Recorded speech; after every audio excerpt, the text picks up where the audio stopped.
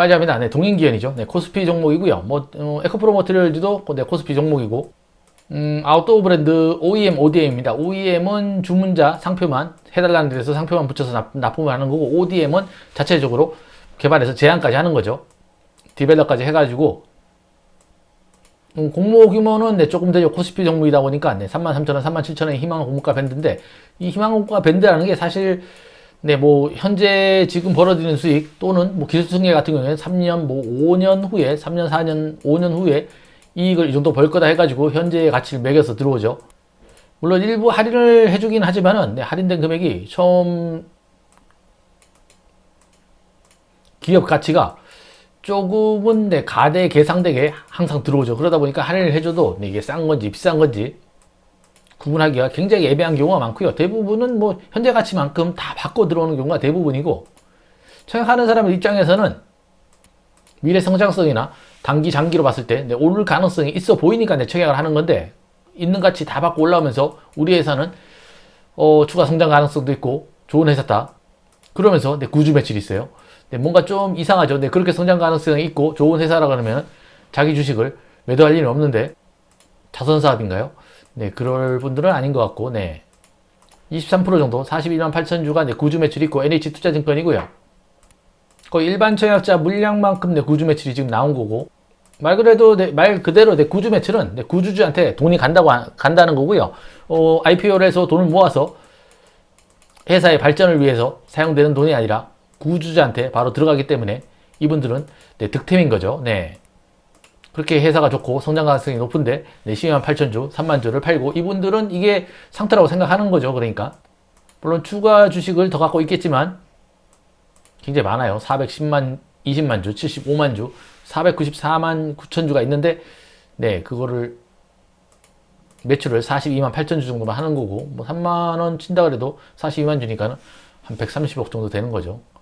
부럽네요. 네.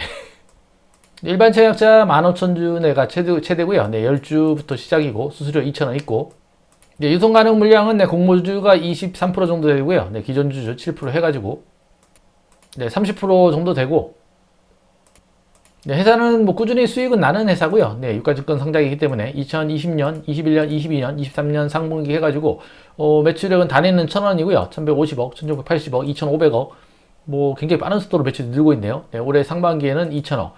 네, 연말에 좀 매출이 많이 몰리나요?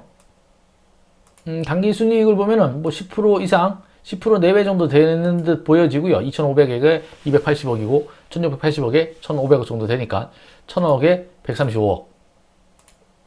10%를 약간 평균적으로 상회하는 수준의 네, 단기 순이익률을 네, 보여주고 있고, 대주주는 본인과 네, 정윤석 씨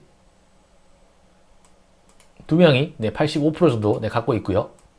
글로벌 아웃도어가 네, 코로나 때 좀 타격을 많이 받았었죠. 네, 그러다 보니까는 네, 거의 이제 2019년도 정도 올라온 듯 보여지고, 향후 계속 성장을 해서 2030년까지 꾸준히 증가한다. 네, 이렇게 나와 있고요. 코로나 같은 사태가 또 터지면 안 되겠지만은 저는 외부적인 요소로 언제든지 매출은 줄 수 있다. 네, 그렇게 봐야 되고요. 사실상 회사의 성장성 지표를 봐도 네, 2020년에 마이너스 30%죠. 그 다음에 좀 40%씩 계속 늘고 있고, 올해는 조금 마이너스, 아직까지 마이너스고, 회사로 보면 필리핀, 베트남 법인은 네, 생산을 하고 있고, 네, 미국 법인이 판매를 하는 이런 형태를 보여주고 있고, 미국 경기를 탄다고 봐야겠죠. 희망공가는 네, PER 기준으로 산정을 했는데, 국내 기업이 네, 영원, 한세, 더 네이처홀딩스, FNF 이렇게 4개를 하면은 PER이 한 6 정도, 6배수밖에 안 나오죠. 네, 근데 평균이 12.2가 됐습니다. 네, 12.2가 된 이유가 네, 알 수 없는 해외 업체들이 밀었죠. 네. 네. 아는 회사가 네, 없죠. 네. 네. 26, 22, 5, 22, 7. 너무 20짜리만 넘으면 좀 미안하니까, 네. 5 정도 되는, 5, 7 정도 되는 멀티플을, 네. 조금 형식상 끼워넣은 듯 보여지고, 증권신고상 기준 주가와 현재 11월 3일 종가 기준입니다. FNF는 네, 가격이 떨어졌죠. 한 20% 가까이 떨어졌고, 20% 내려왔고, 네, 이거 더 네이처 홀딩스는 네, 거의 비슷하고, 한세실업은 한 10% 이상 더 올라갔고, 네, 영업무역은 더 올라갔네요. 네, 그럼 뭐 평균 PER은 뭐 비슷하다고 봐야 되는데, 평균 PER이 국내 업체 4개를 들었을 때 한 6에서 7 사이고요. 평균 PER이 10이면은 뭐 7 정도라 그래도 국내 대상 기업들이 7 정도라 그래도 네, 한 5 정도 80% 이상 높게 잡힌 거죠, 사실상. 해외 기업이 있으니까 뭐 그렇지 않냐 얘기를 한다 그러면은 그럼 해외 상장하면 되지 왜 국내에 상장을 하죠? 네, 그렇게 따지면 삼성전자는 한 2천조 받아야 되죠. 하여간 뭐 그렇다 치고 네, 적용 단기 순이익 268억으로 해서 주식수로 나눠서 주당 순이익을 구한 다음에 멀티플을 곱해서 5만원 정도를 계산을 했고요. 5만원이면은 네, 3,300억이죠. 네, 그렇게 해서 밴드 상단을 27.61% 할인을 해준다 그래도 상단으로 계산한다 그래도 PER은 한 9 정도 잡히는 거고요. 네, 국내 4개 기업 PER 평균 PER보다 높다. 네, 할인을 해주는데 높죠.